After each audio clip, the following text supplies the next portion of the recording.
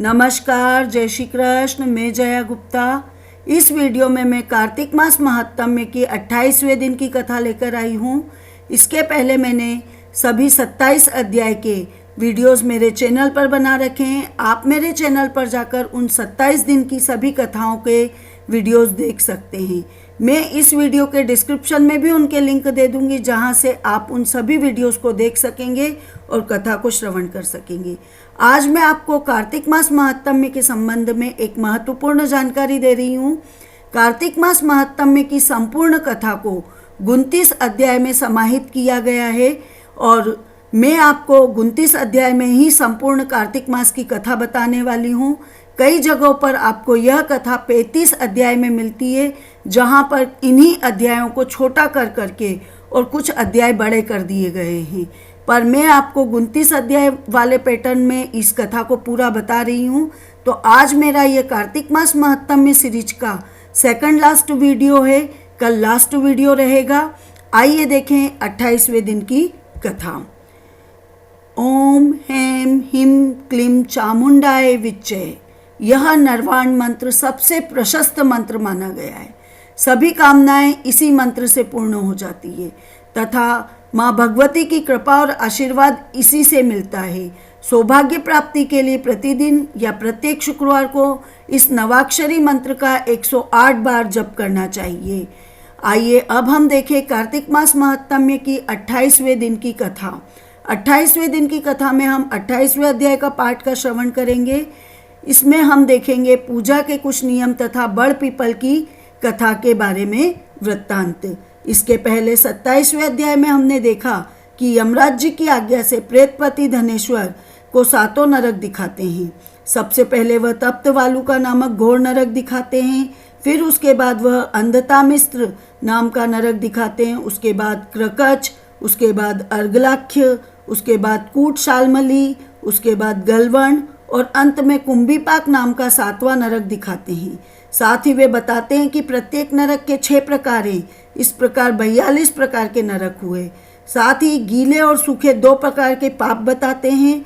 उस कारण प्रत्येक नरक के 2-2 प्रकार और हो जाते हैं और इस तरह से कुल 84 प्रकार के नरक होते हैं।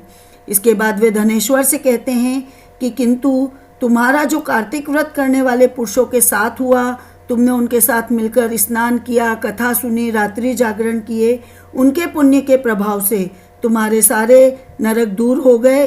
इसके बाद धनेश्वर को यक्षों का स्वामी बना दिया जाता है।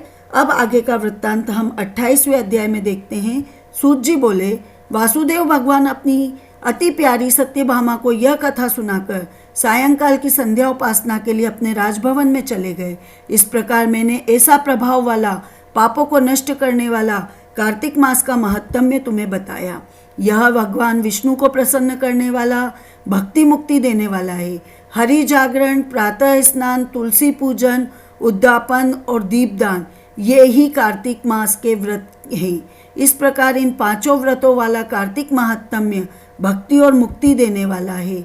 ऋषि बोलते हैं, श्री हरि विष्णु को प्रसन्न करने वाला, अत्यंत फल देने वाला, रोमांचकारी ये कार्तिक व्रत इतिहास समेत आपने कहा। यह कार्तिक का व्रत पाप और दुख को दूर करने के लिए, मोक्ष को और काम भोग की इच्छा करने वालों को अवश्य करना चाहिए। यदि इस व्रत में मनुष्य संकट में पड़ जाए, गहरे वन में भटक जाए या रोगी हो जाए, तो यह शुभ व्रत कैसे निभाया जाए?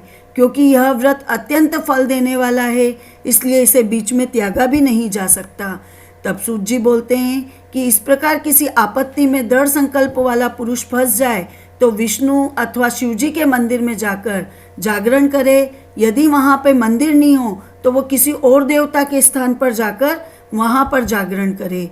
फिर कठिन वन अथवा किसी प्रकार की आपत्ति के आ जाने पर पीपल के पेड़ के नीचे या तुलसी वन में जाकर जागरण करें। विष्णु के मंदिर में विष्णु सहस्त्र नाम का जप करेंगे तो 1000 गायों के दान के फल के बराबर फल प्राप्त होगा। बाजा बजाने वालों को वाजपेयी यज्ञ का और भगवान के आगे नाचने और भजन कीर्तन करने वालों को सभी तीर्थों के स्नान का फल प्राप्त होता है। जो मनुष्य आपत्ति में हो, उसे कहीं भी जल न मिले अथवा रोगी हो तो वो भगवान श्री हरि विष्णु के नाम से मार्जन करे। जो व्रती उद्यापन विधि को न कर सके वह व्रत पूर्ण करने के लिए ब्राह्मणों को भोजन करावे। ब्राह्मण पृथ्वी पर देव स्वरूप होते हैं, इसलिए ब्राह्मण को भोजन कराने से वे तृप्त होते हैं और भगवान विष्णु सदा प्रसन्न होते हैं। जो आप दीपदान न कर सकें तो दूसरों के दीपक को जला दें और उनकी हवा आदि से रक्षा करें। जो आपके पास तुलसी का वृक्ष न हो तो वैष्णवों की पूजन करें, क्योंकि विष्णु भगवान सदा अपने भक्तों के समीप रहते हैं। इन सब के अभाव में व्रती गौ और ब्राह्मण अथवा पीपल और बड़ का भी पूजन कर सकता है। व्रत को पूर्ण करने के लिए आपने बड़ और पीपल के वृक्ष को गौ और ब्राह्मण के समान कहा है। ये दोनों वृक्ष क्यों अधिक पूजनीय? तब सूत जी बोलते हैं कि पीपल का वृक्ष भगवान विष्णु का स्वरूप माना गया है, बड़ शिव जी का स्वरूप है और पलाश ब्रह्मा जी का स्वरूप है। ऋषि बोले, ब्रह्मा विष्णु और महादेव ये वृक्ष कैसे हो गए? हे धर्मज्ञ, हमसे कहो, इसमें हमको बड़ा संदेह है। तब सूत जी बोलते हैं कि एक दिन शिव पार्वती जी भोग विलास कर रहे थे। उसी समय ब्राह्मण का रूप धर के अग्नि और बाकी के देवता उनके विषय भोग में विघ्न उत्पन्न करने के लिए वहां पहुंच जाते हैं। तब पार्वती जी में को विषय रूप सुख में विघ्न होने से पार्वती जी ने देवताओं को श्राप दिया। पार्वती जी बोली कि कृमि और कीट आदि भी विषय सुख को जानते हैं और तुमने तो उसमें विघ्न किया है, सो सभी देवताओं तुम सब वृक्ष हो जाओ। तो सूत जी बोलते हैं कि इस प्रकार पार्वती जी के कुपित होने से सब देवता वृक्ष हो गए। हे मुनीश्वरों, तब से विष्णु भगवान और महादेव जी भी पीपल और बड़ हो गए। पीपल को शनिवार के दिन स्पर्श करें और किसी दिन पीपल का स्पर्श नहीं करना चाहिए। अब आगे का वृत्तांत हम 29वें अध्याय में सुनेंगे। इति श्री कार्तिक मास महात्म्य 28 अध्याय संपूर्ण। आपको मेरा ये वीडियो अच्छा लगा हो तो इसे लाइक और शेयर कीजिए। अभी तक यदि आपने मेरे चैनल को सब्सक्राइब नहीं किया तो कृपया मेरे चैनल को सब्सक्राइब कीजिए, बेल आइकन को हिट कीजिए ताकि मेरे नए वीडियोस के नोटिफिकेशन आपको तुरंत प्राप्त हो। हिंदू धर्म, संस्कृति, तीज त्योहार, व्रत कथा, रीति रिवाज इत्यादि जानने के लिए मेरे साथ बने रहिए। जय श्री कृष्ण।